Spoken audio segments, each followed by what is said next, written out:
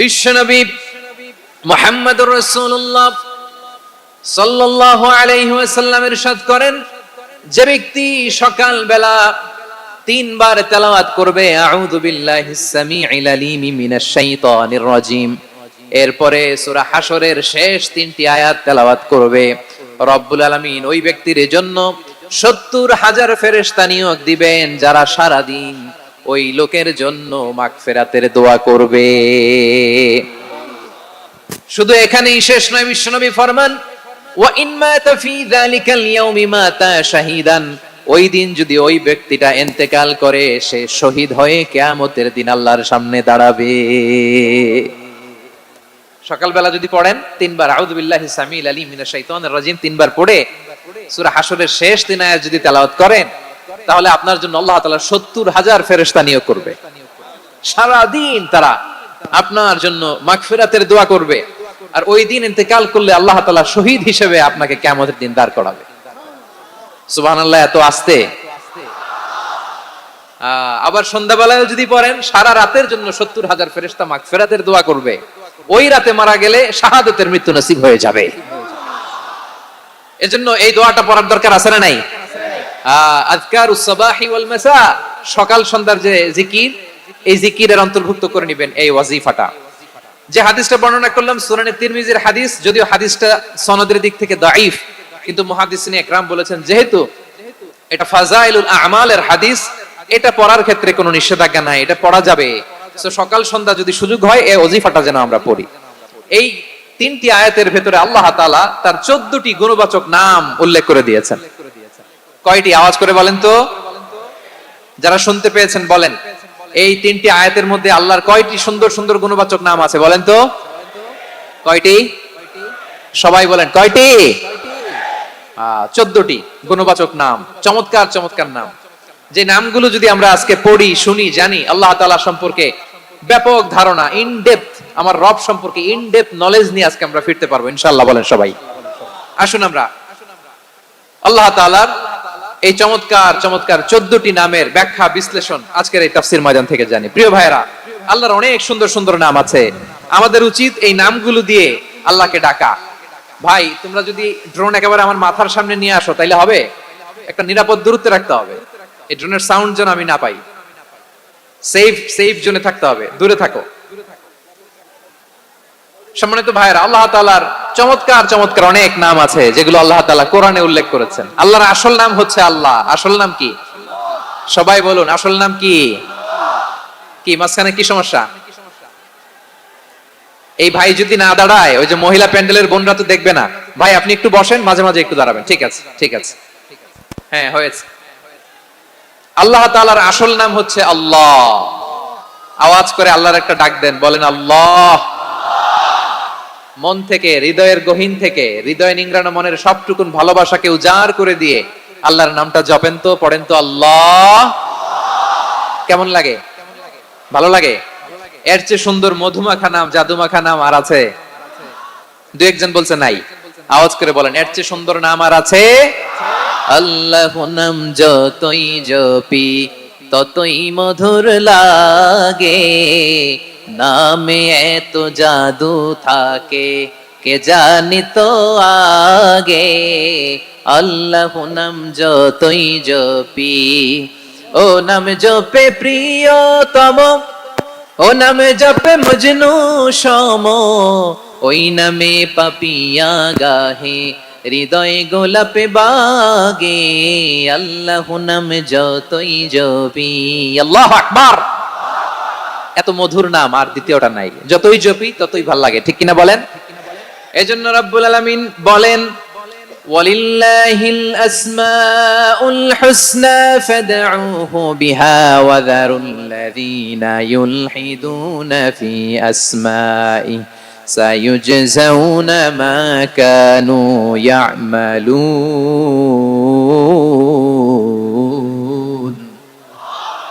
আল্লাহ বললেন, আমার অনেক সুন্দর সুন্দর নাম আছে, অনেকগুলো গুণবাচক সুন্দরতম নাম আছে, তোমরা এই নামগুলো ধরে আমি আল্লাহরে ডাকো, আর যারা আমি আল্লাহর নামের বিকৃতি ঘটায় তাদেরকে তোমরা বর্জন করো। আর তারা দুনিয়াতে যা করেছে আখিরাতের ফল তারা ঠিকই পাবে। সুবহানাল্লাহ বলেন। আল্লাহর অনেক সুন্দর সুন্দর নাম আছে, এগুলো ধরে ডাকতে বলা হয়েছে। আর যারা আল্লাহর নামে বিকৃতি করে তাদেরকে বর্জন করতে বলা হয়েছে। আপনি আল্লাহর নামের জিকির যখন করবেন, আপনি আমার আল্লাহর নামের বিকৃতি করতে পারবেন? বারোয়াখালীর ভাইরা বুঝে থাকলে আওয়াজ দেন, আল্লাহর নামের বিকৃতি করা যাবে? আপনি যখন জিকির করবেন স্পষ্ট শব্দে আল্লাহর নামটা বোঝা যেতে হবে। সুবহানাল্লাহ, ওয়ালহামদুলিল্লাহ, লা ইলাহা ইল্লাল্লাহ, আল্লাহু আকবার একসাথে মিলিয়ে করেন, অথবা আলাদা আলাদা করেন, অথবা শুধু আল্লাহ আল্লাহ এই নামের জিকিরও যদি করেন স্পষ্ট বোঝা যাইতে হবে। আল্লাহর নামের বিকৃতি করা যাবে, কিন্তু আল্লাহর নামের বিকৃতি করে জিকির এই দেশে আছে না নাই? আছে। দেখবেন জিকিরের মধ্যে হুই হুই হুই হুই হুই এরকম করতেছে, আছে না নাই? সবাই মিলে লাফাচ্ছে, দফাচ্ছে, মাথা ঝুলাচ্ছে, আর কি কি যেন বলে, ওইটার মধ্যে আমি আল্লাহর নাম খুঁজে পাই না, এরকম আছে না নাই? হ্যাঁ, হই হই করে কিম্ভূত কিমাকার অদ্ভুত আওয়াজ করে তারা জিকির করে, সেখানে আল্লাহর নাম নাই। এই জিকির আল্লাহর কাছে গ্রহণযোগ্য হবে? আল্লাহ বলেন ওয়াযারুল্লাযীনা ইউলহিদুনা ফি আসমাইহি, খবরদার আমার নামের যারা বিকৃতি ঘটায় তাদেরকে তোমরা বর্জন করো। এজন্য জিকির যখন করব সুস্পষ্ট ভাবে আল্লাহ তাআলার নাম সেখানে থাকতে হবে, ঠিক কিনা বলেন? আবার আল্লাহ বলেন যেমন মনে চায় তেমন জিকির তোমরা করো না।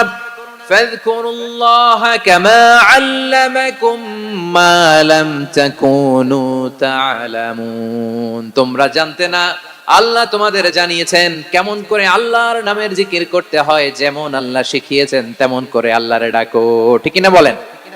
আল্লাহ তাআলা যেমন শিখিয়েছেন তেমন ভাবে আল্লাহ তাআলাকে ডাকতে হবে, ঠিক ওই পদ্ধতিতে আল্লাহ তাআলার নাম জপতে হবে। কোন পদ্ধতিতে সেটাও আল্লাহ বলে দিচ্ছেন। আল্লাহ তাআলা বললেন ওয়াজকুর রাব্বাকা ফি নাফসিকা তাদাররুআন ওয়া খীফাতান ওয়া দুনাল জাহরি মিনাল কওলি বিল গুদুই ওয়াল আসাল ওয়া লা তাকুম মিনাল গাফিলিন। খবরদার আল্লাহর নামের জিকির করো, আল্লাহকে ডাকো। ফি নাফসিকা মনে মনে, তাদাররুআন সবিনয়ে, খীফাতান ভীত বিহবল চিত্তে, দুনাল জাহরি মিনাল কওল অনুচ্চ স্বরে অনুচ্চ আওয়াজে। এভাবে আল্লাহরে ডাকলে সেই ডাকা কবুল করে নিবে কে? তাহলে আল্লাহকে জপতে হবে মনে মনে, সবিনয়ে, ভীত বিহবল চিত্তে, অনুচ্চ স্বরে, এভাবে জিকির করতে হবে। বিশ্বনবী সাল্লাল্লাহু আলাইহি ওয়াসাল্লাম এবং বিশ্বনবীর সাহাবারা ঠিক এই পদ্ধতিতে আল্লাহ তাআলাকে ডাকতেন। তাহলে এই যে আল্লাহ তাআলার সুন্দর সুন্দর নামগুলো আছে, এগুলো ধরে আমরা আল্লাহ তাআলার জিকির করব, তার প্রশংসা করব, তার পবিত্রতা বর্ণনা করব, তাহলে খুশি হবেন কে? বিষ্ণু ঈসা ইসলাম বলেন আশ-শাইতানু জাসিম আলা কলবি ইবনে আদম, শয়তান বনি আদমের কলবের মধ্যে এরকম খামচি মেরে বসে থাকে। খামচি বুঝেন তো? শয়তান বনি আদমের হৃদয়ে কলবে খামচি মেরে বসে থাকে। ফাইদা যাকারাল্লাহ খানাসা, যখন মানুষ আল্লাহর জিকির করে শয়তান দৌড়ে পালায়। ওয়া ইযা গাফালা ওয়াসওয়াসা, আর মানুষ যখন অমনোযোগী হয়, গাফিল হয়, শয়তান আবার টেম্পটেশন দেয়, আবার ধোঁকা দেয়, আবার ওয়াসওয়াসা দেয়।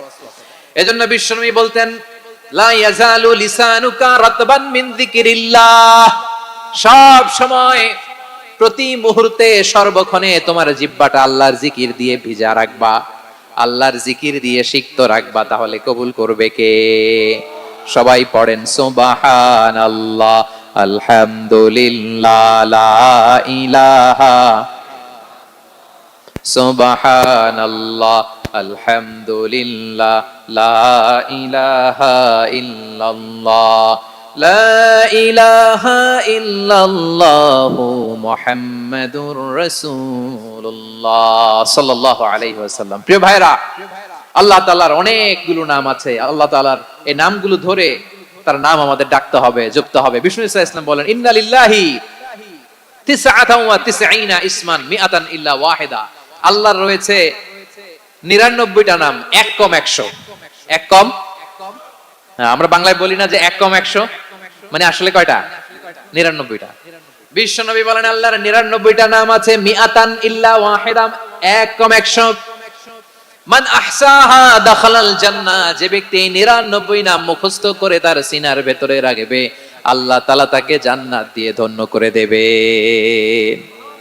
এবার বলেন আল্লাহর নামগুলো জানার দরকার আছে না নাই? এই নামগুলো আমরা জপবো, মুখস্থ করব। এই নামগুলো আগে আয়ত্ত করতে হবে। এই নামের যে অর্থ সেটা অনুধাবন করতে হবে। এই নামের যে দাবি সেটা মানতে হবে। সিবগাতুল্লাহ, ওমান আহসানু মিনাল্লাহি সিবগা ওয়া নাহনু লাহু আবিদুন। আল্লাহর রঙে রঙিন হইতে হবে। আমার আল্লাহ দয়ালু, আমরাও দয়ালু হতে হবে। আমার আল্লাহ সহনশীল, আমরাও সহনশীলতার চর্চা করতে হবে। আমার আল্লাহ মেহেরবান, আমরাও মেহেরবান হতে হবে। বিষ্ণু ঈসা ইসলাম আল্লাহর এই চমৎকার সুন্দরতম নামগুলো ধরে ধরে আল্লাহর কাছে চাইতেন। আপনি যখন দোয়া করবেন, আল্লাহর নামগুলো ধরে যদি দোয়া করেন, আল্লাহ ওই দোয়া ফিরায় দেয় না। সুবহানাল্লাহ বলেন। আপনি যদি দোয়ার মধ্যে বলেন ইয়া রহমান, সবাই বলেন ইয়া রহমান, ইয়া রহিম, ইয়া হাইয়্যু, ইয়া কাইয়্যুম, আল্লাহর চমৎকার নামগুলো ধরে ধরে যদি আল্লাহর কাছে ফরিয়াদ করেন, আল্লাহর নামগুলো ডাকেন, আপনার দোয়া মুহূর্তেই কবুল করবে কে? বিষ্ণু ঈসা ইসলাম এভাবে আল্লাহর নামগুলো ধরে ধরে জিকির করতেন, আল্লাহর নাম জপতেন। তিনি বলতেন আসআলুকা বিকুল্লি ইসমিন হুয়া লাক, আল্লাহ তোমার যত নাম আছে সব নামের ওসিলায় তোমার কাছে ফরিয়াদ করি, সব নামের ওসিলায়। আনসালতাহু ফি কিতাবিক, যে নাম তুমি তোমার কিতাবে নাজিল করেছো। আও আল্লামতাহু আহাদাম মিন খালকিক, অথবা তোমার কোন সৃষ্টিকে তোমার নাম তুমি জানিয়েছো। আও ইস্তাসারতা বিহি ফি ইলমিল গায়বি ইনদাক, অথবা গায়েবের জ্ঞানে তুমি তোমার নিজের জন্য ওই নামগুলো সংরক্ষিত রেখে দিয়েছো। সব নামের ওসিলায় তোমার কাছে চাই। সুবহানাল্লাহ পড়েন। তার মানে আল্লাহ তোমার যে নামগুলো আমরা জানি এগুলার ওসিলায়ও চাই, যে নামগুলো আমরা জানি না সেগুলোর ওসিলায়ও চাই। আল্লাহর সব নাম আল্লাহ আমাদেরকে জানায় নাই, কিছু নাম জানিয়েছেন, কিছু নাম তিনি জানান নাই। সুবহানাল্লাহ বলেন। আল্লাহ তাআলা তার কিছু নাম কোরআনে উল্লেখ করেছেন, কিছু নাম স্পেশাল কিছু নবীদেরকে জানিয়েছেন, আর কাউকে জানান নাই। কিছু নাম তিনি কিয়ামতের দিন আমাদের সামনে প্রকাশ করবেন যে এইটাও আমার একটা নাম, এটা তোমরা কেউ জানতা না। সুবহানাল্লাহ। সারপ্রাইজ হিসেবে আল্লাহ তাআলা রেখে দিয়েছেন, কেউ জানে না। কিয়ামতের দিন আল্লাহ তাআলা সেই নামগুলো জানাবেন।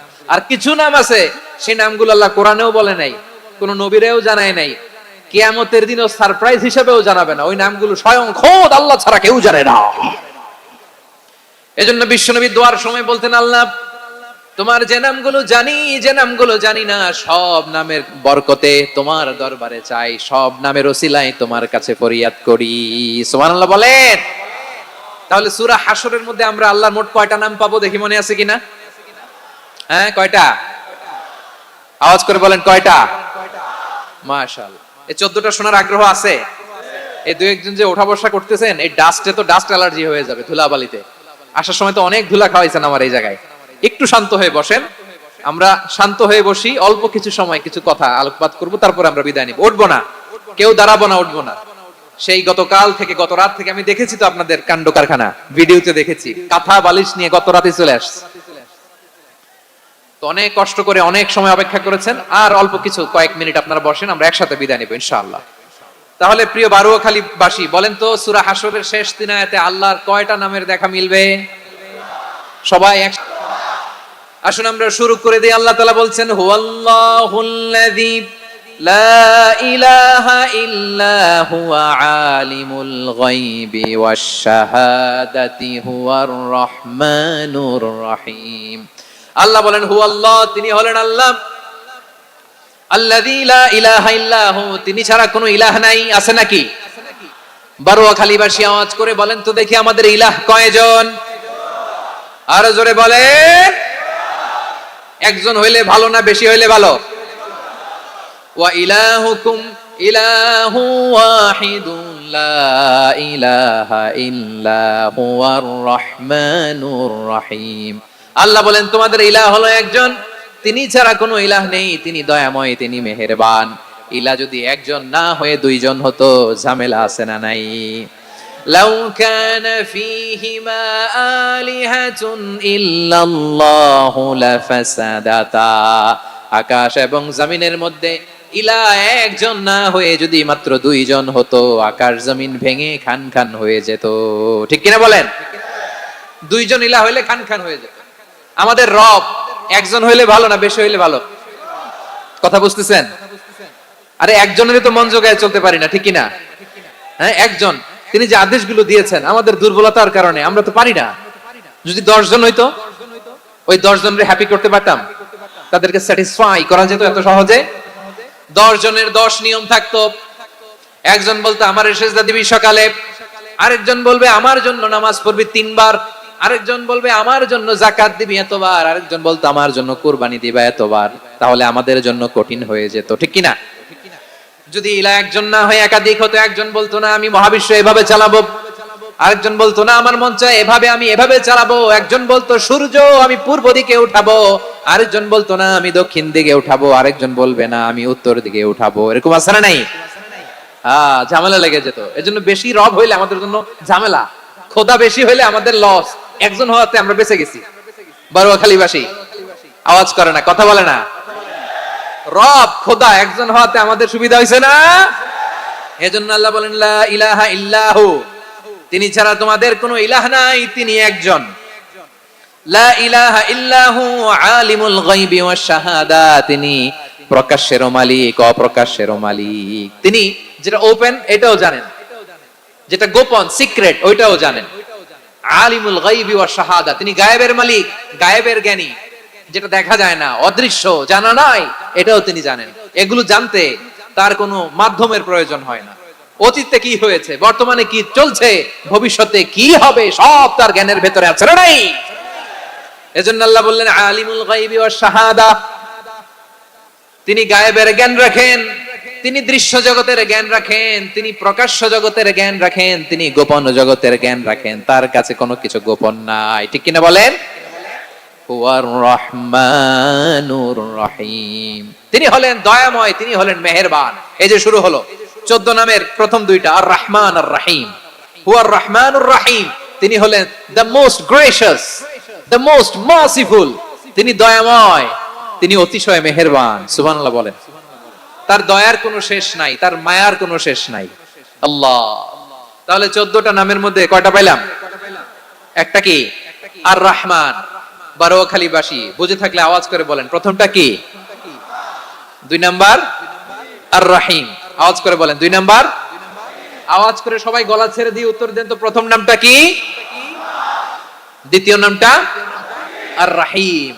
রহমান আল্লাহর one of the major names, আল্লাহর মৌলিক নামগুলোর মধ্যে গুরুত্বপূর্ণ একটা নাম হচ্ছে রহমান। গুরুত্বপূর্ণ নাম কি? রহমান, দয়ার সাগর, মায়ার সাগর। রহমানুন ফিদ দুনিয়া ওয়া রহিমুন ফিল আখিরা, এই দুনিয়ার জন্য আল্লাহ রহমান, দুনিয়াতে আল্লাহ সবাইরে দয়া করে, কাফিররেও করে, মুসলিমরেও করে। আর আখিরাতের জন্য তিনি রহিম, সেখানে কাফির মুশরিকদের জন্য আল্লাহর পক্ষ থেকে কোনো দয়া থাকবে না। চিল্লায় বলেন ঠিক কি না? এজন্য আল্লাহ বললেন আমার মৌলিক একটা নাম হলো রহমান।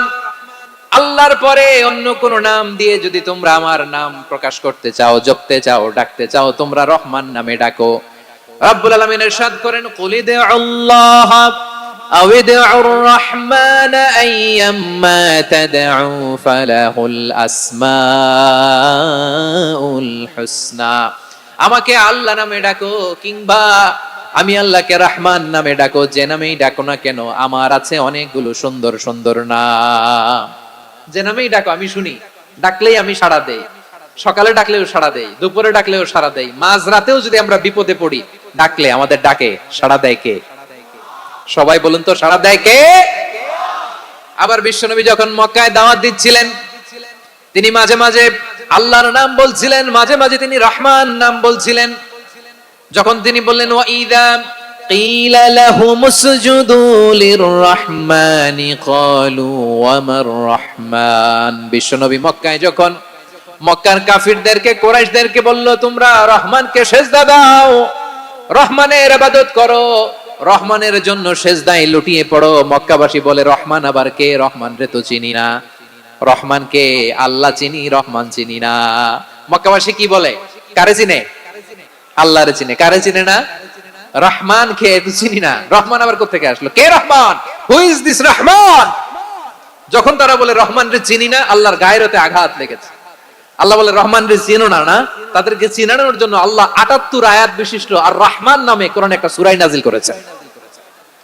যখন মক্কার কুরাইশরা বলে আল্লাহ চিনি, রহমান চিনি না, আল্লাহ বলে রহমান রে চিনো না, তাহলে চিনে নাও রহমান নামে। তিনি 78 আয়াত বিশিষ্ট কালামুল্লাহ মাজিদে একটা গোটা সূরাই নাজিল করে দিয়েছেন। তিনি নাজিল করলেন আর রহমানু আল্লামাল কুরআনা খালাকাল ইনসানা আল্লামাহুল বায়ান, দয়াময় রহমান শেখালেন কোরআন, বানালেন ইনসান, শেখালেন বায়ান।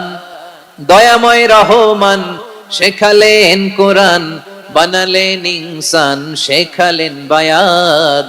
দয়াময় রহমান শেখালেন কোরআন, বানালেন ইনসান শেখালেন বায়ান। পড়েন আল্লাহু আকবার। আল্লাহ বলে রহমান কারে বলে চেনো না, শুনে নাও। ৭৮ আয়াত বিশিষ্ট গোটা একটা সূরা নাযিল করে দিলাম, সূরাতু আর রহমান। আর রহমান তিনি দয়ালু, আল্লামাল কোরআন, তিনি মানুষকে কোরআন শিখিয়েছেন। খালাকাল ইনসান, মানুষ বানিয়েছেন। আল্লামাহুল বায়ান, মানুষকে কথা বলা বর্ণনা করা শিখিয়েছেন। পড়েন সুবহানাল্লাহ। গোটা একটা সূরা নাযিল করেছেন, সূরাতু আর রহমান। আমার বারোয়াখালীর ভাইয়েরা, তার নাম হচ্ছে আর রহমান আর রাহিম, মানে দয়াময় মেহেরবান। তার দয়া যে কত বেশি আপনি কল্পনাও করতে পারবেন না, আপনি কল্পনাতেও আনতে পারবেন না তার দয়া কত বেশি। বিশ্বনবী সাল্লাল্লাহু আলাইহি ওয়াসাল্লাম ফরমান, লাম্মা কাদাল্লাহুল খালকা কাতাবা ইনদাহু ফাওকা আরশিহি। আল্লাহ যখন মহাবিশ্বের সব সৃষ্টি করে সারলেন, তিনি আরশের উপরে লিখলেন সাবাকাত রাহমাতি গাদাবি, সাবাকাত রাহমাতি গাদাবি। কোথায় লিখছে? আরশের উপরে। আওয়াজ করে বলেন তো কোথায় লিখেছে? আরশের উপরে আল্লাহ লিখলেন সাবাকাত রাহমাতি গাদাবি। এর মানে হলো আমার দয়ার কাছে, আমার ভালোবাসার কাছে আমার ক্রোধ পরাজয় বরণ করেছে। আমার দয়ার কাছে আমার রাগ কিংবা ক্রোধ পরাজয় বরণ করেছে। মানে আমি আল্লাহর দয়া আছে, আবার আমি আল্লাহর ক্রোধ বা রাগ আছে, কিন্তু আমি আল্লাহর রাগের চেয়ে দয়া বেশি। আওয়াজ করে বলেন, আল্লাহর রাগ বেশি না দয়া বেশি? আল্লাহর যদি রাগ থাকতো আমরা বাঁচতে পারতাম? যে পরিমাণে আকাম কুকাম আমরা করি, অপকর্ম করি, অন্যায় করি, জুলুম করে জুলুমের আড্ডাখানা বানিয়ে রেখেছি গোটা দুনিয়াকে, আল্লাহ যদি মুহূর্তে মুহূর্তে রেগে যেতেন আমরা বাঁচতে পারতাম? মহাবিশ্ব সৃষ্টির পরেই তিনি আরশের উপরে লিখেছেন সাবাকাত রাহমাতি গাদাবি, মানে আমি আমার দয়ার কাছে আমি আল্লাহর ক্রোধ, রাগ, ক্ষোভ এটা পরাজিত হয়েছে। সুবহানাল্লাহ বলেন। আবার বিষ্ণু বললেন জাআলাল্লাহুর রাহমাতা মিয়াতা জুজ, আল্লাহ দয়ার ভালোবাসাকে 100 টুকরা করলেন। 99 টুকরা দয়া মায়া ভালোবাসা আল্লাহ নিজের কাছে রেখে দিলেন, আর 1 টুকরা দয়া মায়া ভালোবাসা আল্লাহ গোটা বিশ্বের সবার মাঝে ঢেলে দিলেন। দয়া মায়া ভালোবাসা 100 টুকরা করে আল্লাহ নিজের কাছে রাখছেন কয় টুকরা? সবাই বলেন 99 টুকরা। আর গোটা বিশ্বের সবার মাঝে ভাগ করে দিয়েছেন কয় টুকরা? এবার এই 1 টুকরার নমুনা দেখেন তো পৃথিবীতে।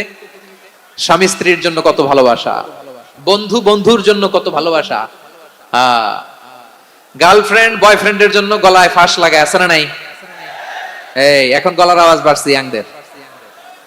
হুজুর এখন গার্লফ্রেন্ড বয়ফ্রেন্ডের ভিতরে ঢুকছে, এখন আমরা আছি হুজুর। জেগে উঠছে বারোয়াখালী।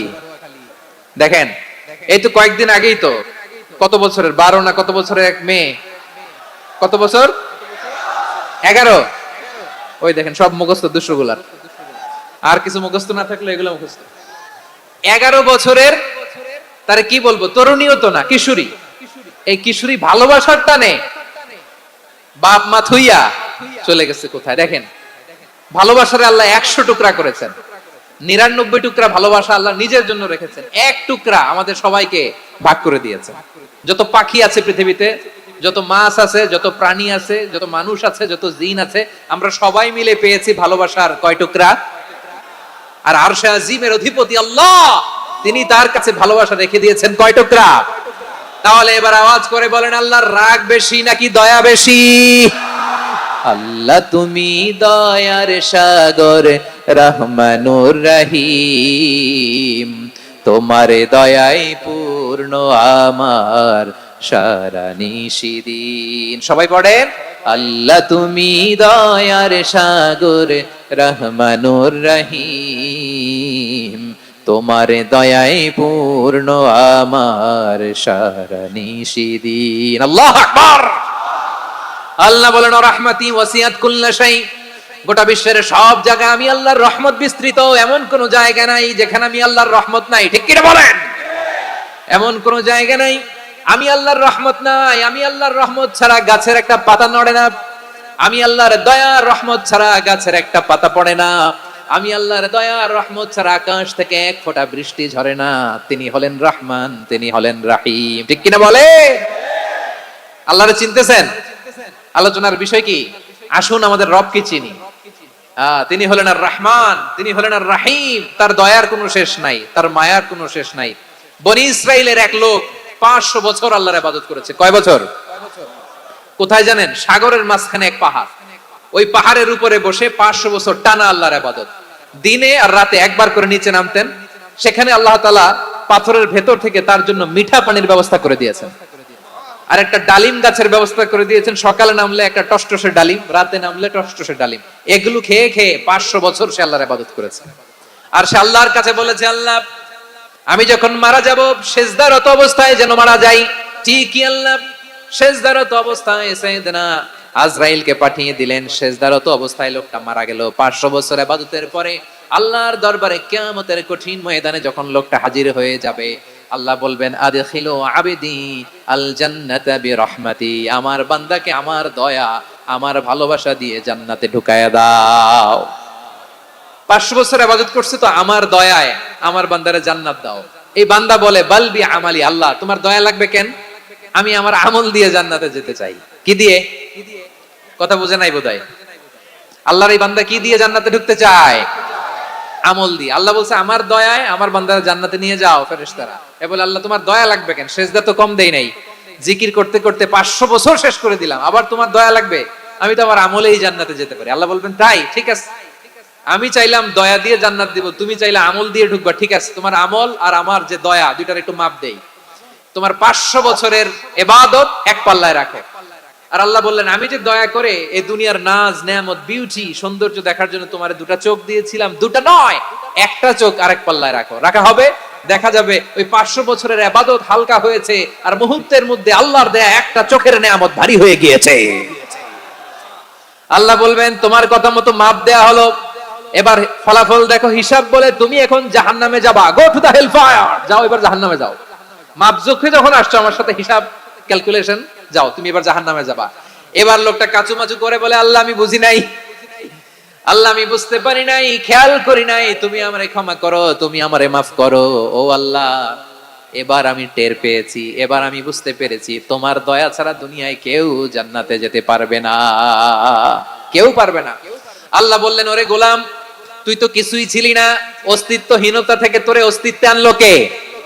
ওই ছোট্ট শুক্রাণু থেকে মায়ের পেটে 9 মাস ধরে খাবার দিয়েছে কে? আবার সুস্থতার সাথে দুনিয়ার বুকে তোরে ডেলিভারির ব্যবস্থা করে দিল কে? আবার তোর মায়ের বুকের ভেতরে 2টা খাবারের লাইনের ব্যবস্থা করে দিল কে?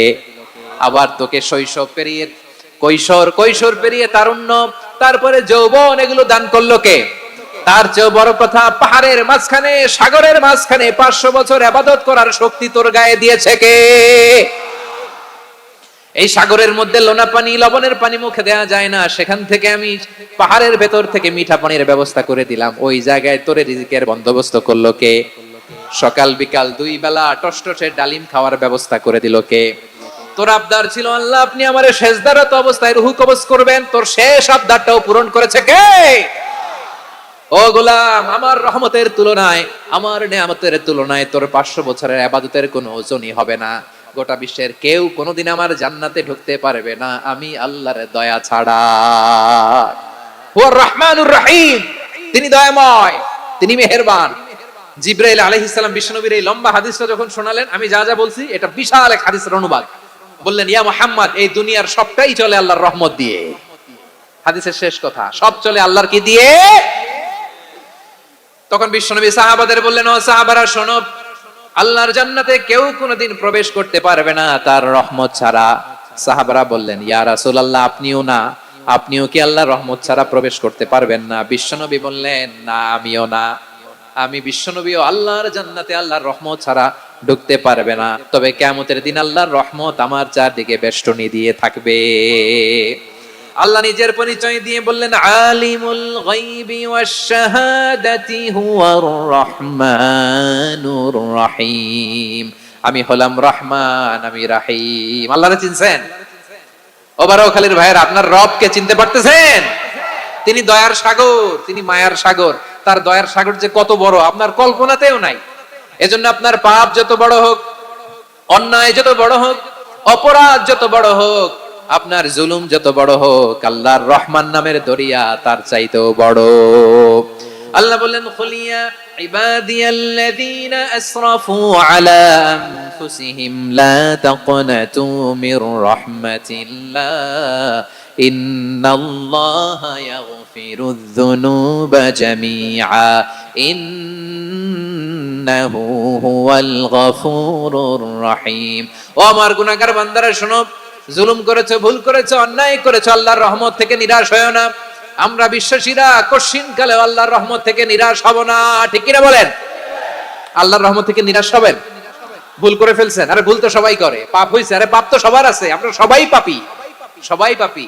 যত পাপ হোক, ভুল হোক, অন্যায় হোক, অনুতপ্ত হয়ে তওবা করে ওযু করে জায়নামাজটা বিছিয়ে সেজদা দিয়ে চোখের পানি ছাড়েন। চোখের বেয়ে পড়া পানি আল্লাহর কাছে যে কত প্রিয়। অনুতপ্ত বান্দার চোখের পানির ফোঁটা তার চোখ বেয়ে, নাকের ডগা বেয়ে জমিনে ড্রপ করার আগেই আল্লাহর এই বান্দার সব গুনাহ মাফ করে দেয়। আল্লাহ বললেন আমি রহমানুর রহিম, আমি দয়াময়, আমি মেহেরবান। এরপর আল্লাহ বললেন হুয়াল্লাহুল্লাযী লা ইলাহা ইল্লা হুয়াল মালিকুল কুদ্দুসুস সালামুল মুমিন। হুয়াল্লাহুল্লাযী, তিনি এমন আল্লাহ, লা ইলাহা ইল্লাহু, তিনি ছাড়া কোনো ইলাহ নাই, আল মালিক, তিনি হলেন আল মালিক। দুইটা শেষ, আর রহমান আর রাহিম শেষ। এবার আল্লাহ 3 নাম্বার গুণবাচক নামের পরিচয় দিচ্ছেন। আল্লাহ বলছেন আমি হচ্ছি আল মালিক, আমি কি মানে সম্রাট। আল মালিক মানে হচ্ছে the king, the king of kings, সব রাজার বড় রাজা, মহারাজা। তার চেয়ে বড় রাজার কেউ নাই, তার চেয়ে বড় সম্রাট আর কেউ নাই, তার চেয়ে বড় ক্ষমতাধর সত্তা মহাবিশ্বে দ্বিতীয় কেউ নাই। চিৎকার করে বলেন ঠিক কিনা? তিনি আল মালিক। আল মালিক মানে ক্ষমতাধর, ক্ষমতার মালিক, রাজা ধীরাজ বাদশা। তার ক্ষমতা আর আমাদের ক্ষমতা একরকম নাকি? হ্যাঁ, আমাদের দুনিয়াতে ক্ষমতা অস্থায়ী ক্ষমতা, ঠিক কিনা বলেন? আইজ আছে কাল নাই, এরকম না ক্ষমতা? আল্লাহর ক্ষমতাও তো এরকম না, আইজ আছে কাল নাই এরকম। দুনিয়াতে দেখবেন কোন দেশের প্রেসিডেন্টের 4 বছরের ক্ষমতার মেয়াদ, কোন দেশে 5 বছরের। আল্লাহর কয় বছরের? 10 বছরের নাকি 20 বছর, 100 বছর। আল্লাহর ক্ষমতার মেয়াদ কতদিন বলেন? বুঝে থাকলে বলেন তো। চিরকাল তার ক্ষমতার মেয়াদ। চিল্লায় বলেন ঠিক কিনা? নিরঙ্কুশ ক্ষমতা, একচ্ছত্র ক্ষমতা বলতে যা বুঝায়, এই ক্ষমতা একমাত্র আল্লাহরই আছে। আমাদের ক্ষমতার জন্য আমরা ডিপেন্ড করতে হয়, ওর ডিপেন্ড লাগে, ওই জনমত নেওয়া লাগে, ওই জনগণের কাছে যাওয়া লাগে, ভোট চাওয়া লাগে, এরা ভোট দিলে এরপরে আমরা আসবো, ঠিক কিনা? আবার জনগণ না চাইলে আমরা নাই। আল্লাহর ক্ষমতা কি এরকম? হ্যাঁ, আবার দেখবেন দুনিয়াতে ক্ষমতায় যাওয়ার জন্য জোট করা লাগে, জোট। জোটের রাজনীতি আছে না নাই? জোট হয়, শরিক হয়, এই হয়, সেই হয়, নানা ভাবে দুনিয়াতে ক্ষমতায় আসতে হয়। আল্লাহ বলে আমার ক্ষমতার জন্য কারো উপর বিন্দু পরিমাণ আমার ডিপেন্ড করা লাগে না। সৃষ্টির শুরু থেকে আমি ক্ষমতার চেয়ারে বসা, মহাবিশ্বের শেষ পর্যন্ত, সীমাহীন ভবিষ্যৎ পর্যন্ত আমি ক্ষমতার চেয়ারে থাকবো। আমি হলাম আল মালিক, আমার ক্ষমতার কোনো কমতি নাই, কোনো ঘাটতি নাই। কেউ আমার ক্ষমতা থেকে নামাতে পারবে না। পারা যাবে? এই যে আমরা ফ্যাসিস্ট সরকারের যে আপনারা নামাই দিছেন গণ অভ্যুত্থান করে, মনে আছে? 5ই আগস্টের কথা ভুলে গেছেন এত তাড়াতাড়ি? মনে আছে? আছে। তা আমরা সবাই মিলে যদি একটা গণ অভ্যুত্থান করি, তাইলেই তো আল্লাহর ক্ষমতা চেয়ার থেকে নামায় ফেলানো যায়। হ্যাঁ, যাবে না? পারবো না আমরা? কি বলে, পারা যাবে না? আচ্ছা, আমরা নয় পারলাম না, জিন জাতি যদি আমাদের সাথে জয়েন করে, ম্যানকাইন্ডের সাথে জিন kind, if they join us, সবাই মিলে একটা গণ অভ্যুত্থান, রেভলিউশন, ডেমনস্ট্রেশন, প্রোটেস্ট, সবাই মিলে যদি একটা অভ্যুত্থান করি, তাইলেই তো আল্লাহর ক্ষমতা শেষ। আওয়াজ করে বলেন, তাইলেই কি আল্লাহর ক্ষমতা শেষ হবে? এই যে বারোয়াখালীর ভাইয়েরা, এদিকে কি হচ্ছে আমি তো দেখতে পাচ্ছি, এরকম হলো কেন? তোমরা খালি বোতল ছুড়লা কেন দু একজনের উপরে? হ্যাঁ, আমার দিকে তাকাও। প্রিয় ভাইয়েরা, শান্ত হন, আমার দিকে তাকান, আর অল্প কয়েক মিনিট আমার দিকে তাকান। কেউ কিছু ছুঁড়ে মারবেন না কারো দিকে, মেহরবানি করে আমার দিকে তাকান। তাহলে আমরা সবাই মিলে একটা গণ অভ্যুত্থান যদি করি, আল্লাহর ক্ষমতা থেকে নামানো যাবে? আল্লাহ বলেন না, আমি হলাম আল মালিক, আসল ক্ষমতার মালিক, the king of kings, the owner of ultimate power, the owner of ultimate authority, the owner of ultimate sovereignty. নিরঙ্কুশ একচ্ছত্র ক্ষমতার মালিক হচ্ছি আমি আল্লাহ। আল্লাহ তাআলা সূরা মুলকের শুরুতে বলছেন, তাবারাকাল্লাযী বিয়াদিহিল মুলকু ওয়া হুয়া আলা কুল্লি শাইইন কাদির। মহিমান্বিত সত্তা, যার হাতে ক্ষমতা, তিনি যা চান তাই করতে পারেন। আওয়াজ করে বলেন তো তিনি কে? আবার আল্লাহ বলেন কুলিল্লাহুম্মা মালিকাল মুলকি তুতিল মুলকা মান তাশাউ ওয়া তানজিউল মুলকা মিম্মান তাশা ওয়া তুইজ্জু মান তাশাউ ওয়া তুযিল্লু মান তাশাউ বিয়াদিকাল খায়র ইন্নাকা আলা কুল্লি শাইইন কাদির। আল্লাহু আকবার। এ নবী আপনি বলুন আল্লাহুম্মা মালিকাল মুলক, আল্লাহ আপনি ক্ষমতার মালিক, তুতিল মুলকা মান তাশা, যাকে চান তারে ক্ষমতার চেয়ারে বসান, ওয়া তানজিউল মুলকা মিম্মান তাশা, যাকে চান তাকে ক্ষমতার চেয়ার থেকে ছুড়ে ফেলে দেন। তিনি কে? ক্ষমতার চেয়ারে বসায় কে? আবার মনে চাইলে আস্তা করে ছুড়ে নিক্ষেপ করেন, তিনি কে?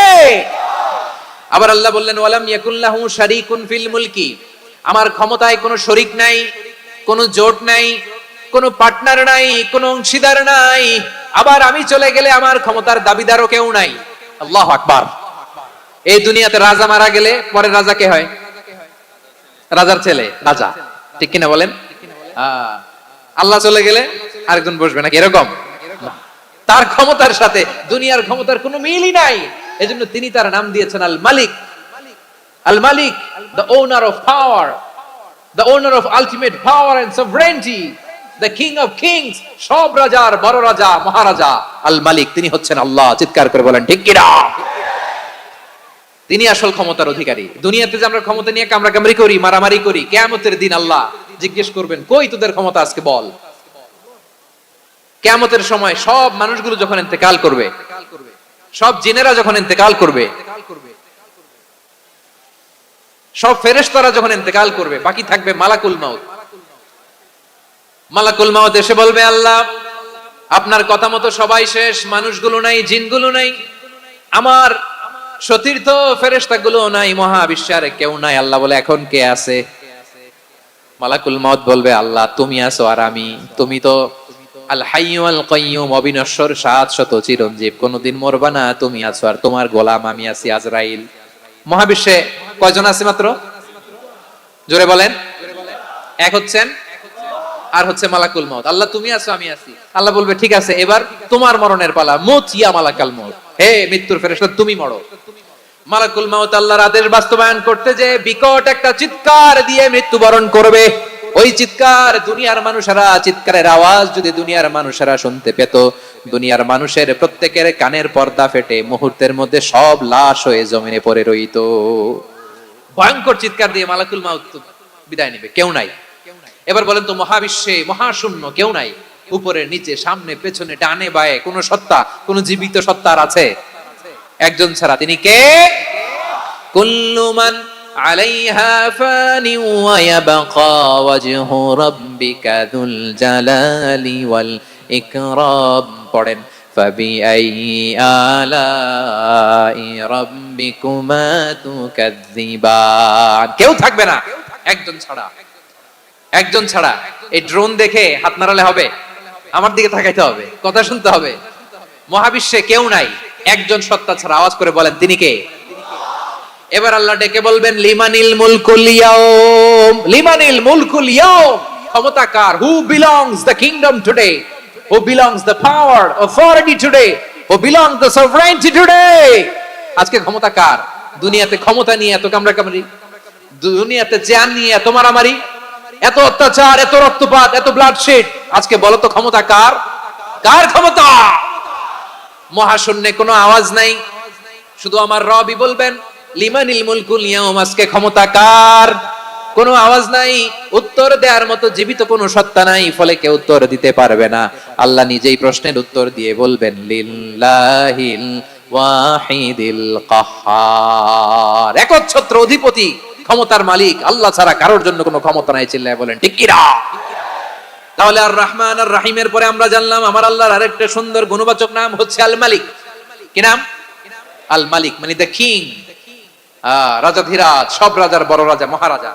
এরপরে 4 নম্বরে আল্লাহ বললেন আল কুদ্দুস, তিনি হলেন আল কুদ্দুস। আল কুদ্দুস মানে হচ্ছে অতি পবিত্র, মহা পবিত্র, the most Holi, the absolutely pure, যার কোনো খুঁত নাই। আল্লাহর কোনো খুঁত আছে? তিনি মহা পবিত্র। আল্লাহর পবিত্রতা যখন আমরা বর্ণনা করি আল্লাহ খুশি হয়ে যান, কারণ তার সত্তার একটা বৈশিষ্ট্য হচ্ছে তিনি আল কুদ্দুস, বারোয়াখালীবাসী আল্লাহর নামটা একটু জপেন না, বলেন আল কুদ্দুস। সবাই আওয়াজ করে আল কুদ্দুস, অতি পবিত্র, তার মধ্যে কোনো অপবিত্রতার ছিটে ফোঁটা নাই, মহাপবিত্র, the most pure, the most holy, অতি পবিত্র। ফেরেশতারা বলেছিল আল্লাহ আপনি মানুষ কেন বানাবেন? নাহনু নুসাব্বিহু বিহামদিকা ওয়া নুকদ্দিসু লাক। এই যে নুকদ্দিসু কুদ্দুস পাইছেন? তারা বলেছিল আল্লাহ মানুষ কেন বানাবেন, মারামারি করবে, আমরাই তো ভালো, আমরাই আপনার মহিমা বর্ণনা করি, আমরাই আপনার পবিত্রতা বর্ণনা করি। নুকদ্দিসু লাক তার মানে আল কুদ্দুস।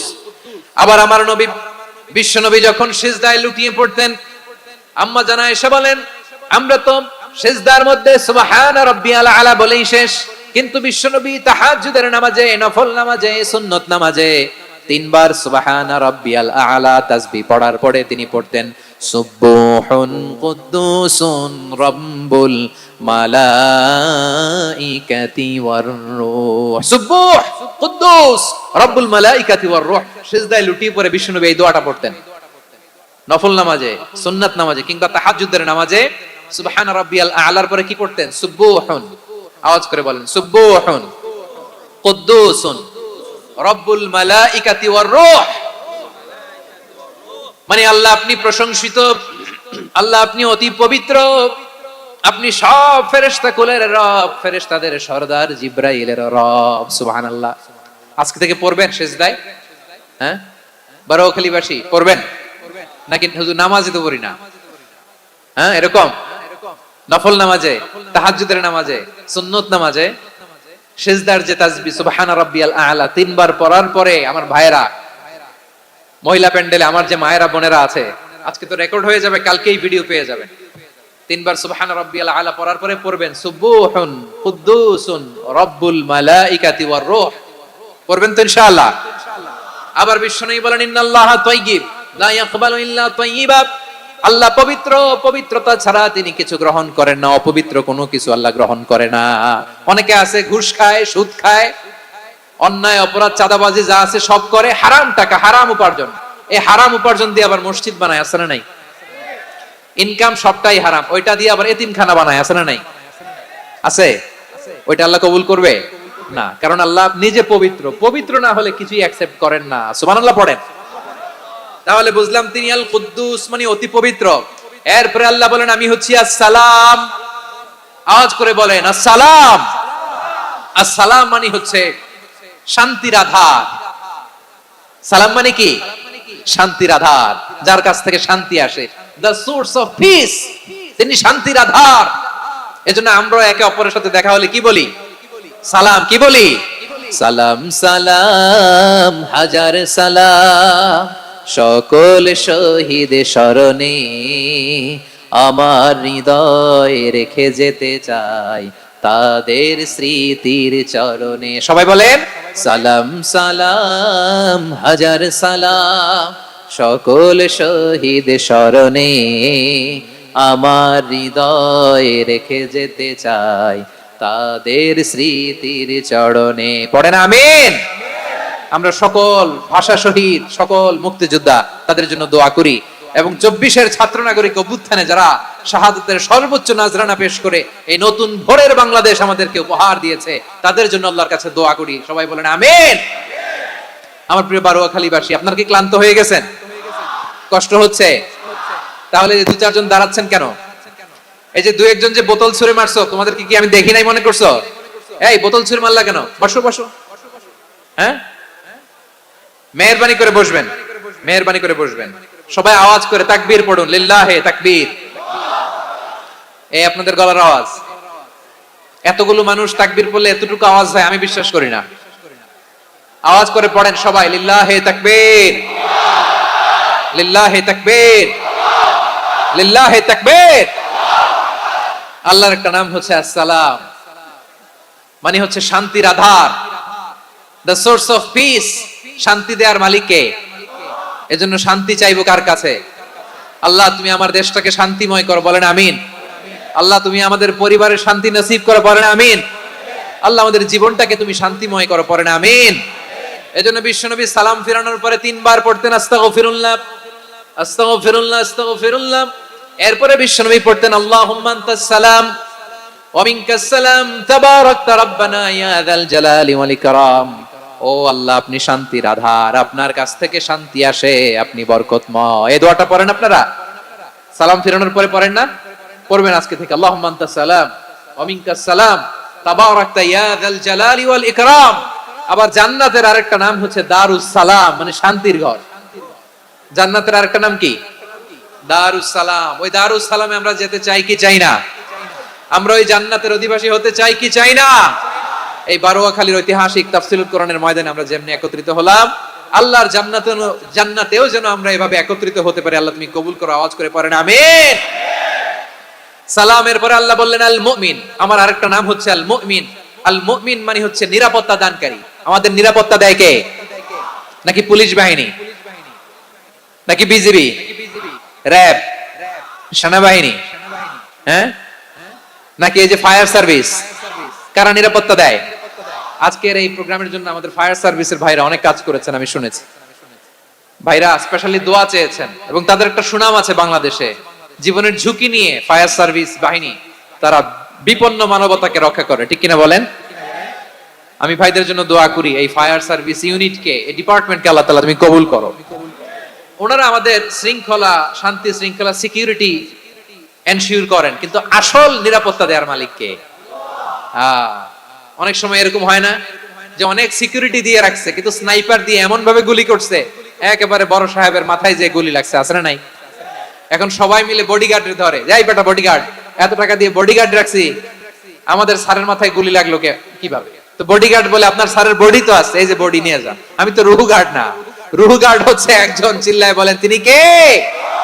আমার ভাইরা, দুনিয়াতে টাকা হলে বডিগার্ড মিলে, কিন্তু রুহু গার্ড মিলে? রুহু গার্ড মিলে? যে আমি 10 লক্ষ টাকা দিব, রুহু গার্ড লাগবে, আমার রুহু কেউ চিনে নিতে পারবে না, এরকম পাওয়া যায়? কি পাওয়া যায়? হ্যাঁ, বডিগার্ড পাওয়া যায়, রুহু গার্ড পাওয়া যায় না। ওই রুহের নিরাপত্তা দেয় কে? আল মুমিন, দ্য প্রোভাইডার অফ সিকিউরিটি। তিনি নিরাপত্তা দেয় তার নেককার বান্দাদেরকে, দুনিয়াতে নিরাপত্তা দেয়, আখিরাতেও নিরাপত্তা দেয়, ঠিক কি না? আবার আল্লাহ বললেন আল্লাযী আত'আমাহুম মিন জু'ইন ওয়া আমানাহুম মিন খাউফ। তিনি এমন সত্তা যিনি ক্ষুধা লাগলে তোমাদেরকে খাদ্যের ব্যবস্থা করে, আবার ভয়ের সময় তিনি তোমাদেরকে নিরাপত্তার ব্যবস্থা করে, ঠিক কিনা বলেন? দিও তৃষ্ণা পেলে ঠান্ডা পানি, ক্ষুধা পেলে লবণ ভাত, আল্লাহ এই গরিবের শোনো শোনো মোনাজাত, আল্লাহ এই গরিবের শোনো শোনো মোনাজাত, আল্লাহ এই গরিবের। দিও তৃষ্ণা পেলে ঠান্ডা পানি, ক্ষুধা পেলে লবণ ভাত, আল্লাহ এই গরিবের। পড়েন আমিন। আমরা যখন বিপদে পড়ি নিরাপত্তা দেয় কে? সাগরের তুফানের ভেতরে পড়ে যখন আল্লাহর কাছে ফরিয়াদ করি আমাদেরকে বাঁচায় কে? বিমানের ভেতরে যখন বিপদে পড়ি, যখন আল্লাহর কাছে সাহায্য চাই, বাঁচায় কে? কঠিন বিপদের মুহূর্তে আমাদেরকে সিকিউরিটি দেয় কে? সে আল্লাহ বললেন আমার আরেকটা নাম হচ্ছে আল মুমিন, আমি নিরাপত্তা দেই। এরপরে আল্লাহ বললেন আমার আরেক নাম হলো আল মুহাইমিন। আরেক নাম কি? আল মুহাইমিন। আল মুহাইমিন মানে হচ্ছে দ্য ওভারসিয়ার, দ্য অবজারভার, পর্যবেক্ষক, যিনি মনিটরিং করেন আমাদের সব অ্যাক্টিভিটি, তিনি মনিটরিং করেন। কোনোভাবে তার চোখকে ফাঁকি দেয়া যায় না। আল্লাহর চোখ ফাঁকি দেয়া যায়? আচ্ছা আওয়াজ করে বলেন তো, পুলিশ ভাইদের চোখ, পুলিশের চোখ মাঝে মাঝে ফাঁকি দেয়া যায় কি যায় না? সেনাবাহিনীর চোখ, র্যাবের চোখ, ইনকাম ট্যাক্স অফিসারের চোখ, দুর্নীতি দমন কমিশনারের চোখ, কিন্তু আল্লাহর চোখ? আল্লাহর চোখকে কশিন কালেও কখনো ফাঁকি দেয়া যাবে? যেখানেই যান, ঘরের ভেতরে ঢুকে জানলা লাগিয়ে দরজাটা লক করে যদি অন্যায় করেন, পাপ করেন, দুনিয়ার কোন চোখ দেখে নাই, দেখেছে কে? পর্দার আড়ালে যে যদি পাপ করেন, দেখে নাই, দেখেছে কে? গহীন সাগর তলে ঢুকেও যদি অন্যায় করেন, কেউ দেখে না, সেটা দেখেন কে? আপনি কি ভাবছেন আটলান্টিক মহাসাগরের ভিতরে চলে গেলে তারা আল্লাহ দেখবে না? প্রিয় বারোয়াখালীবাসী, আপনারা ওশেন গেট কোম্পানি নাম শুনছেন? ওশেন গেট, তারা এই যে টিটান সাবমার্সিবল একটা সাবমেরিনের মতো বানাইছিল, যেটা টাইটানিক জাহাজের ভগ্নাংশ দেখার জন্য অনেক লোক যে মারা গেছিল না, ওটা সাগরের একেবারে গহীনে চলে যায়। এই টিটান সাবমার্সিবল দিয়ে সাগরের একেবারে গহীনে চলে যাওয়া যায়। তো ওইটার ভিতরে ঢুকে যদি আপনি আটলান্টিকের তলায় চলে যান, তাইলেই তো আল্লাহরে ফাঁকি দিতে পারবেন, আর তো আল্লাহ দেখতে পারবে না। পারবে না? সাগরের অতল গহ্বরে চলে গেল, পাহাড়ের সুরঙ্গের ভেতরে ঢুকে গেল, মহাকাশ স্টেশন পাড়ি দিয়ে মঙ্গলে পাড়ি জমালেও আমার আল্লাহর চোখ কঠিন কালেও ফাঁকি দেয়া যাবে। এজন্য সে আল্লাহ বললেন, লা তুদরিকুহুল আবসার ওয়া হুয়া ইউদরিকুল আবসার ওয়া হুয়াল লাতীফুল খাবীর। আমার আল্লাহ দৃষ্টির আয়ত্তে নন, কিন্তু দুনিয়ার সব দৃষ্টি আমার আল্লাহর আয়ত্তে, ঠিক কি না? সূক্ষ্মদর্শী, সূক্ষ্ম থেকে সূক্ষ্ম পাপ কাজ যেভাবে যেমনটি করেন সব দেখেন। মুখে না বললে অন্তরেও চিন্তা করলো, অন্তরে চিন্তার উদ্রেক ঘটেছে, ওইটা তো কেউ জানে না, কিন্তু জানেন কে? এভাবে যিনি সূক্ষ্মভাবে মনিটর করেন, ওভারসি করেন, অবজারভেশন করেন, তার নাম হচ্ছে আল মুহাইমিন, পর্যবেক্ষক। আসুন আমাদের রবকে চিনি। বারুয়াখালীর ভাইরা চিনতেছেন? কার সামনে কপাল ঘষে সেজদা দেন তারে চিনে নেন। কার সামনে ফরিয়াদের দুই হাত উঠে কাঁদেন, দুই হাত তুলে রোনাজারি করেন, তাকে জেনে নেন। তিনি হচ্ছেন আল মুহাইমিন, দ্য অবজারভার, পর্যবেক্ষক। কেউ যেটা দেখে না সেটা দেখেন কে? এরপরে আল্লাহ বললেন আমার আরেকটা নাম হলো আল আজিজ। আল আজিজ মানে মহাপরাক্রমশালী, মহাশক্তিধর। আল আজিজ, দ্য অলমাইটি, দ্য অলমাইটি, মহাশক্তিধর, মহাপরাক্রমশালী, যার মোকাবেলায় কেউ টিকতে পারে না, যার সিদ্ধান্তের সামনে কেউ বাধা হয়ে দাঁড়াতে পারে না, যার ক্ষমতার সামনে পৃথিবীর সব ক্ষমতা নস্যি, তুচ্ছ, নগণ্য, অসহায়, তার নাম হচ্ছে আল আজিজ। সুবহানাল্লাহ পড়বেন না? আল আজিজ, মহাপরাক্রমশালী, ক্ষমতাধর, শক্তিধর, দ্য অলমাইটি, যার ক্ষমতার মোকাবেলায় কেউ দাঁড়াতে পারে না, যার সিদ্ধান্তের সামনে কেউ বাধা হয়ে টিকতে পারে না, যার শক্তির সামনে সবাই অসহায়, দুর্বল। সুবহানাল্লাহ, তিনি হচ্ছেন আল আজিজ। আল্লাহ বলেন আল্লাযী খালাকাল মাউতা ওয়াল হায়াতা লিয়াবলুয়াকুম আইয়ুকুম আহসানু আমালা ওয়া হুয়াল আজিজুল গফুর। তিনি এমন সত্তা যিনি জীবন তৈরি করেছেন, মরণ তৈরি করেছেন, যাতে করে পরীক্ষা নিতে পারেন তোমরা কে কর্মে সেরা। তিনি হলেন আল আজিজ আল গফুর। তিনি ক্ষমাশীল, আবার তিনি শক্তিধর। তার শক্তির সামনে কেউ টিকতে পারে? আমরা পৃথিবীর সব দেশের মিলিটারি ব্যাটালিয়ন নিয়ে যদি আল্লাহর সামনে দাঁড়াই, তাহলে তো আর আল্লাহ পারবে না, নাকি? হ্যাঁ, পৃথিবীর সবচাইতে শক্তিশালী সেনাবাহিনী কোন দেশের জানেন? হ্যাঁ, আমেরিকার সেনাবাহিনী, তারপরে রাশিয়ার সেনাবাহিনী, চীনের সেনাবাহিনী, সব সেনাবাহিনী, নৌবাহিনী, বিমান বাহিনী যত আছে সব নিয়ে যদি আল্লাহর সামনে দাঁড়াই, পারবে তখন আল্লাহ আমাদের সাথে? হ্যাঁ, তার সামনে কোনো ক্ষমতা টিকতে পারে না, তার সামনে কেউ বাধা হয়ে দাঁড়াতে পারে না, তার সামনে গোটা বিশ্ব মুগ্ধ পড়ে থাকে, অসহায়। তার নাম হচ্ছে আল আজিজ। চিল্লায় পড়েন সুবহানাল্লাহ। এরপরে আল্লাহ বললেন আমি হলাম আল জব্বার। জব্বার মানে দুর্দন্ত, প্রতাপশালী, দ্য ডমিনেন্ট, যিনি সবাইকে বশ মানাতে পারেন, সবাইকে অনুগত করতে পারেন, যিনি সবাইকে পূর্ণ নিয়ন্ত্রণ করতে পারেন, তার নাম হচ্ছে আল জব্বার। আল্লাহ বলেন হুয়াল কাহিরু ফাওকা ইবাদিহি ওয়া হুয়াল হাকীমুল খাবীর। কাহিরু ফাওকা ইবাদি, তিনি বান্দাদের উপর কাহের, একচ্ছত্র নিয়ন্ত্রণকারী। তিনি যেমন চান তেমন ভাবে বশ মানাতে পারেন সবাইকে। তিনি হচ্ছেন আল জব্বার। তিনি কি? বিশ্বনবী ফরমান ইয়াখুদুল জব্বারু ইয়াউমাল কিয়ামাতি সামাওয়াতিহি ওয়া আরদাহু বিয়াদিহি। রব্বুল আলামিন কিয়ামতের দিন সাত আসমান সাত জমিন হাতের মুঠোয় নিয়ে এরকম ধরবেন। সুবহানাল্লাহ পড়েন। সাত আকাশ সাত জমিন আল্লাহর হাতের মুঠোয়। আমি যেরকম হাতের মুঠোয় করছি এরকম নাকি? না, যেমনটি আল্লাহর শানে খাটে ঠিক তেমন। সুবহানাল্লাহ বলেন। আল্লাহর সাথে কারো তুলনা হয়? তাহলে বলেন তো আল্লাহ দেখতে কার মতো? আওয়াজ করে বলেন আল্লাহ আল্লাহর মতো। আল্লাহ কার মতো? ওয়ালাম ইয়াকুল্লাহু কুফুয়ান আহাদ, তার মতো কেউ নাই। তাহলে তিনি কার মতো? তার মতো। আওয়াজ করে বলেন বারুয়াখালী, তিনি কার মতো? তার মতো। আল্লাহ তাআলা সাত আকাশ সাত জমিনকে হাতের মুঠোয় নেবেন, মুঠোয় নিয়ে বলবেন আনাল জব্বার। আরে আমি তো জব্বার, আইনাল জব্বারুন। দুনিয়ার স্বৈরাচারী গুলো আজকে কোথায়? দুনিয়ার জালিম গুলো কোথায়? দুনিয়ার অত্যাচারী বাদশাগুলো আজকে কোথায়? আল্লাহ বলবেন আমি তো জব্বার। দুনিয়াতে যারা জব্বার বলে নিজেদের দাবি করতো, স্বৈরাচার, ডিক্টেটর, জালিম, অত্যাচারী, আজকে তোরা কোথায়? কোথায়? কোনো আওয়াজ নাই, কোনো খাওয়া নাই, ওই দিন কোনো টু শব্দ নাই, ওই দিন ক্ষমতা হবে এক সত্তার। চিল্লায় বলো তিনি কে? এজন্য আল্লাহ বললেন আমি হলাম জাব্বার। এরপরে আল্লাহ বললেন আমি হলাম মুতাকাব্বির। আমি কি? মুতাকাব্বির মানে হচ্ছে দ্য সুপিরিয়র, সুপিরিয়র, যার চেয়ে বড় কেউ নাই, তিনি সবচেয়ে বড়। এজন্য নামাজে প্রত্যেক রুকুতে সেজদায় আমরা সবাই বলি আল্লাহ আপনি সবচেয়ে বড়, ইউ আর দ্য গ্রেটেস্ট। আমরা বলি আল্লাহু আকবার। আমরা কি বলি? আওয়াজ করে বলেন আমরা কি বলি? কি বলে নামাজ শুরু করি বলেন তো? আওয়াজ করে সবাই পড়েন আল্লাহু আকবার। মানে আল্লাহ সবচেয়ে বড়। আল্লাহু আকবার মানে কি? আল্লাহ সবচেয়ে মহান, সবচেয়ে বড়। বলেন তো আল্লাহর চাইতে বড় কোন সত্তা এই মহাবিশ্বে দ্বিতীয় কেউ আছে? এজন্য আল্লাহ বলেন আমি হলাম আল মুতাকাব্বির। প্রকৃত গর্ব অহংকারের মালিক। আসল গর্ব, বীরত্ব, অহংকারের মালিক কে? আল্লাহ ছাড়া আর কারো অহংকার সাজে? সাজে না। আমাদের অহংকার সাজে? অহংকার সাজে না। আল্লাহ বলে আল কিবরিয়া উরিদাই, অহংকার আমি আল্লাহর চাদর। ওয়ালা আযামাতু ইজারি, বরত্ব আমি আল্লাহর লুঙ্গি। যে অহংকার করে ওই বেয়াদব কেমন যেন আমি আল্লাহর চাদর ধরে টান মারে।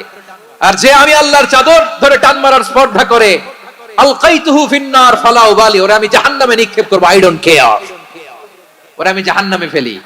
কারণ অহংকার এটা মানুষের সাজে না, এটা সাজে কার? তিনি হচ্ছেন আল মুতাকাব্বির। আল্লাহ ডেকে বলে গোলাম কেমন করে তোর বরত্ব সাজে, অহংকার সাজে? হাল আতা আলাল ইনসানি হিনুম মিনাদ দাহরি লাম ইয়াকুন শাইআম মাযকুরা। মানুষের এমন একটা সময় ছিল, সে মানুষের উল্লেখ করার মতো তার জীবনে কিছুই ছিল না। আমাদের জীবনে একটা সময় ছিল উল্লেখ করার মতো আমরা কিছুই ছিলাম না। বলেন তো আমাদের মায়ের পেটে যখন আমরা ছিলাম, প্রথম আমাদের সাইজ এত ছোট ছিল, এক ফোঁটা পানি, নাপাক পানি, মাইক্রোস্কোপ দিয়েও তো আপনার হদিস খুঁজে পাওয়া যায় না। তা আপনার অহংকার আসে কোত্থেকে? আপনার বাবার পিঠ থেকে যখন মায়ের জরায়ুর ভেতরে যে আপনি পড়লেন, আপনি এত তুচ্ছ, আমরা এত তুচ্ছ নগণ্য ছিলাম, মাইক্রোস্কোপ দিয়েও আমাকে খুঁজে পাওয়া যায় না, সেই আমি অহংকার করি। মায়ের পেটে 8 মাস 9 মাস তিলে তিলে আমাকে বড় হওয়ার তৌফিক দিলেন কে? দুনিয়াতে আসার পরে হায়রে দাঁত নাই, হাড্ডি চাবাইতে পারি না, ঠিক কি না? আচ্ছা বারোখালী পাশে আপনাদের ঘরে যাদের 6 মাস 4 মাসের বাচ্চা আছে, ওরা গরুর হাড্ডি খাইতে পারে? হ্যাঁ। তারপর হাঁসের হাড্ডি, মুরগির হাড্ডি চাবাতে তো খুব ভালো লাগে, তো এগুলো চাবাতে পারে? কি দুর্বল দেখছেন, ও কিছু খাইতেও পারে না। ওরে দুধ দিয়ে, তারপরে ওকে আপনার ডাল দিয়ে, সবজি দিয়ে একটা মিক্স খিচুড়ি বানাইতে হয়, এটারও আবার ব্লেন্ডার করতে হয়। এদিক দিয়ে দিলে বাচ্চার এদিক দিয়ে পড়ে, এ নাকি আবার অহংকার করবে। বড় হওয়ার পরে অসুস্থ হলে মানুষের চেহারা ফ্যাকাশে হয়ে যায়, আইসিইউতে যে আল্লাহ আমারে বাঁচাও, এতদিন কইতে আমি ক্ষমতার মালিক, এতদিন কি কইছে? আমি ক্ষমতার মালিক। আইসিইউর বেডে কি বলে? আল্লাহ আমারে বাঁচাও। দেখছেন ক্ষমতা? এই তো মানুষের ক্ষমতা, এই তো ক্ষমতা। আর বয়স যখন 70-80, লাঠি ছাড়া তার জীবন চলে না। পিঠটা আগে ছিল এরকম, এখন বাঁকা হয়ে গেছে। এ করে অহংকার, এ করে বড়ত্বের গর্ব আর বড়াই। আল্লাহ বলে মানুষের জন্য অহংকার সাজে না, বড়ত্ব মানুষের মানায় না, দাম্ভিকতা মানুষের মানায় না। অহংকার, গর্ব, বড়ত্ব এগুলো একজনের জন্য। আওয়াজ করে বলেন তিনি কে? আল মুতাকাব্বির, দ্য সুপিরিয়র, সবচেয়ে বড়, বড়ত্ব এবং গর্বের অধিকারী। এরপর আল্লাহ বললেন সুবহানাল্লাহি আম্মা ইউশরিকুন, তোমরা আল্লাহর সাথে যে সমস্ত জিনিসের শরীক করো, আল্লাহ তাআলা এগুলো থেকে অনেক পবিত্র। এরপর আল্লাহ বললেন হুয়াল্লাহুল খালিকুল বারিউল মুসাউবিরু লাহুল আসমাউল হুসনা। হুয়াল্লাহুল খালিক, তিনি হলেন স্রষ্টা। আল বারি, বারি মানেও স্রষ্টা। আল মুসাউবির, মুসাউবির মানেও স্রষ্টা। তিনটাই আল্লাহর সৃষ্টি সংক্রান্ত, কিন্তু তিনটা তিন রকম। আল খালিক মানে স্বাভাবিক স্রষ্টা, সৃষ্টির প্ল্যান করে যিনি, আদেশ করেন যিনি। আল বারি মানে কোন নমুনা ছাড়া যিনি কিছু নির্মাণ করতে পারেন, ওই স্রষ্টা। সুবহানাল্লাহ বলেন। আর 3 নম্বরে আল মুসাউবির, যিনি ফ্যাশনার, ডিজাইনার, দ্য শেপার, যিনি আকৃতি দান করেন মানুষের, তিনি হচ্ছেন আল মুসাউবির। 1 নম্বরে আল্লাহ হলেন খালিক, আমাদের স্রষ্টা। আওয়াজ করে বলুন তো আমার ভাইয়েরা, আমাদেরকে সৃষ্টি করেছেন কে? এই সৃষ্টি করার জন্য আল্লাহর কি অনেক কষ্ট হয়েছে নাকি? অনেক সময় দেয়া লেগেছে নাকি? আমার আল্লাহর ঘাম ঝরেছে নাকি? আল্লাহ বলে না রে গোলাম, তোদের মতো আমার সময় লাগে না, কষ্ট হয় না।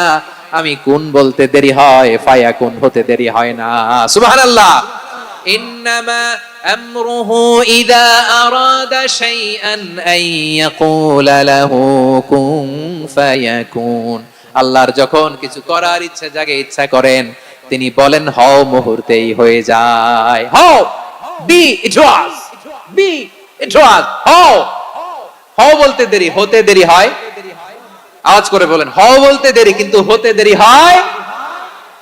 হও হয়ে যায়, কোনো দেরি নাই। তার মানে আল্লাহর হও বলা লাগে না, হও বলা লাগে না। এটা আমাদেরকে বোঝানোর জন্য আল্লাহ বলেছেন যে আমি কোন বললে হয়ে যায়, তাই বলে কোন বলার মুখাপেক্ষী আমি নই। সুবহানাল্লাহ পড়বেন না? কেমন রবের গোলাম আমরা। আল্লাহ খালিক শব্দের কথা কোরআনের অনেক আয়াতে বলেছেন, ইন্নী খালিকুম বাশারাম মিন তিন, আমি মানুষকে কাদা দিয়ে মাটি দিয়ে তৈরি করেছি, আমি হলাম খালিক, স্রষ্টা। আল খালিক, দ্য ক্রিয়েটর, যিনি সৃষ্টি করেন, সৃষ্টির আদেশ দেন। এরপরে আল্লাহ বলেন আমি হলাম আল বারি। আমরা বলি না বারি তাআলা, বারে তাআলা বলি না আমরা, এটা আল্লাহর একটা নাম।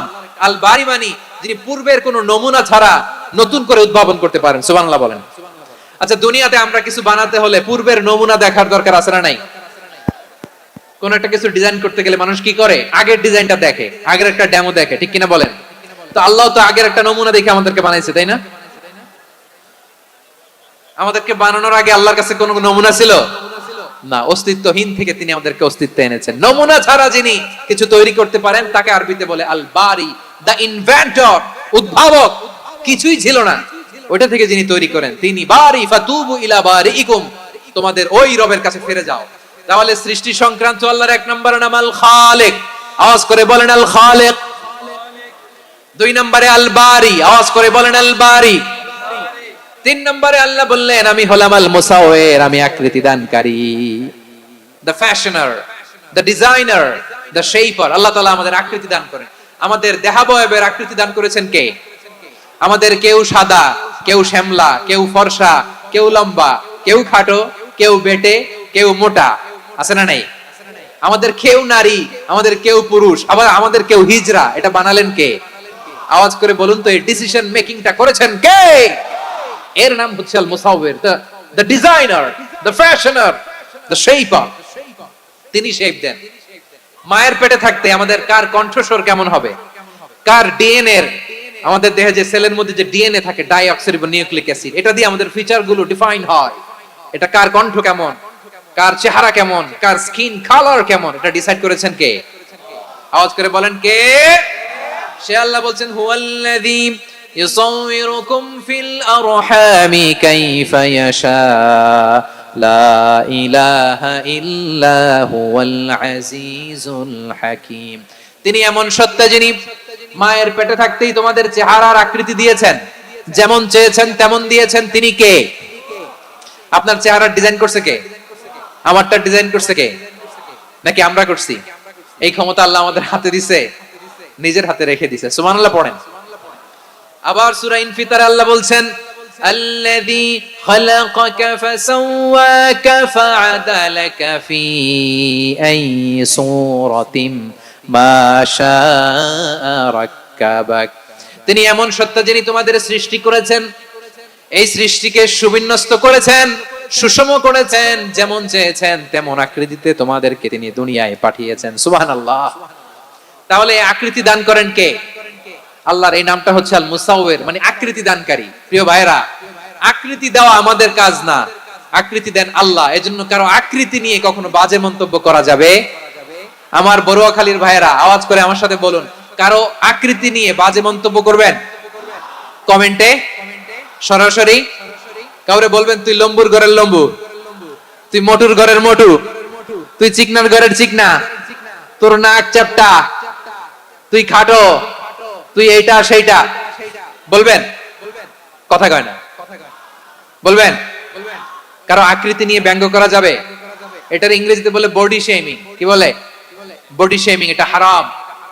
আমার কলিজার টুকরা বারুয়াখালীর নবাবগঞ্জের যুবক ভাইয়েরা, খবরদার, কোশ্চিন কালো আমরা কারো দেহের আকৃতি নিয়ে, বডি শেপ নিয়ে মন্দ কথা, বাজে কমেন্টস করব? কারণ এই আকৃতিটা দিয়েছে কে? আচ্ছা, ও যে শ্যামলা, ওরে শ্যামলা বানালো কে? আর এই লোক যে ফর্সা, এরে ফর্সা বানালো কে? একজন লম্বা, কে বানালো? আরেকজন খাটো, কে বানালো? তো লম্বা বানাইছে আল্লাহ, বেটে বানাইছে আল্লাহ। ওরা যদি বেটে বলেন, গালিটা কি ওর কাছে যায় না? যায়, যে ওরে বেটে বানাইছে তারে দেয়া হয় গালি। কথা বুঝতেছেন? কারণ আকৃতি নিয়ে যদি আপনি ব্যঙ্গ করেন, তাহলে যে যে সত্তায় আকৃতি দিয়েছে তাকে ব্যঙ্গ করা হয়। কেউ খাটো হওয়ার জন্য ওরে যদি আপনি খাটু বলেন, ওকে বলেন নাই, যে সত্তা তাকে খাটো বানিয়েছে তাকে বলেছেন আপনি। তাহলে কারো আকৃতি নিয়ে ব্যঙ্গ করবেন? করবেন? কোশ্চিন কালেও যেন আমরা না করি প্রিয় ভাইরা।